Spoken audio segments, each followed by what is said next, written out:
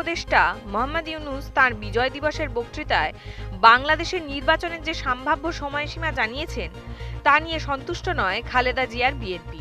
ভারপ্রাপ্ত চেয়ারম্যান তারেক রহমানের সভাপতিত্বে বুধবার রাতে বিএনপির স্থায়ী কমিটির বৈঠকে ওই ঘোষণা নিয়ে অসন্তোষ জানানো হয়েছে। বৃহস্পতিবার সাংবাদিক বৈঠকে জানিয়েছেন দলটির মহাসচিব মির্জা ফখরুল ইসলাম আলমগীর।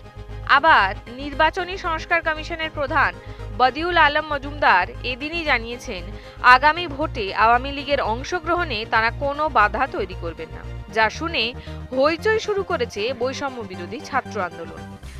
আমরা তো মনে করি যে ইলেকশন আপনার এখন ইলেকশন কমিশন গঠন হয়ে গেছে, সুতরাং ইলেকশন পরিচালনা করবার কন্ডাক্ট করবার জন্য তার প্রস্তুতি নেওয়ার তো সেই ধরনের আর কোনো প্রবলেম তো নাই। সুতরাং অতি দ্রুত সেটা করা সম্ভব। 25-এর শেষের দিকে অথবা আপনার 26-এর প্রথম দিকে চিফ অ্যাডভাইজার বলেছিলেন, আর উনি বলছেন যে জুনের মধ্যে নির্বাচন হবে। তো এক্স্যাক্টলি আমরা বুঝতে পারছি না যে কোনটা সঠিক। আমাদের দৃষ্টিভঙ্গি খুব পরিষ্কার। আমরা মনে করি যে আপনার এই ফ্যাসিবাদী হাসিনা সরকারের অধীনে যতগুলো নির্বাচন হয়েছে সমস্ত নির্বাচনগুলো অবৈধ হয়েছে।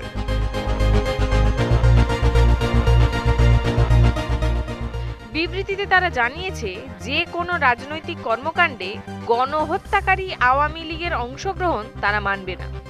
নির্বাচন কবে হবে, কিভাবে হবে তা নিয়ে 4.5 মাস কোনো পথরেখা বা সময়সীমা ইউনূসের অন্তর্বর্তী সরকারের তরফে বলা হচ্ছিল না। পরিবর্তে রাজনৈতিক, প্রশাসনিক ও অর্থনৈতিক ক্ষেত্রে কাঠামোগত সংস্কারের কথাই বলে চলেছিলেন ইউনূস ও তার উপদেষ্টারা। বিশেষ করে বিএনপি নির্বাচন ঘোষণা করার জন্য বারে বারে তাড়া দিচ্ছিল। সোমবার বিজয় দিবসের ভাষণে ইউনূস জানান সব শর্ত পূরণ করলে 2025-এর শেষ থেকে 2026-এর প্রথমার্ধের মধ্যে নির্বাচন করা যেতে পারে। পরের দিন ইউনূসের প্রেস সচিব আবার ব্যাখ্যা দেন 2026-এর জুনের পরে নির্বাচন হতে পারে।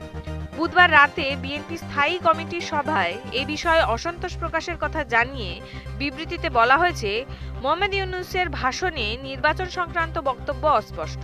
তার বক্তব্যে নির্বাচনের একটি সম্ভাব্য সময়ের কথা বলা হলেও নির্বাচনের রোডম্যাপ সম্পর্কে কোনো সুনির্দিষ্ট বক্তব্য নেই।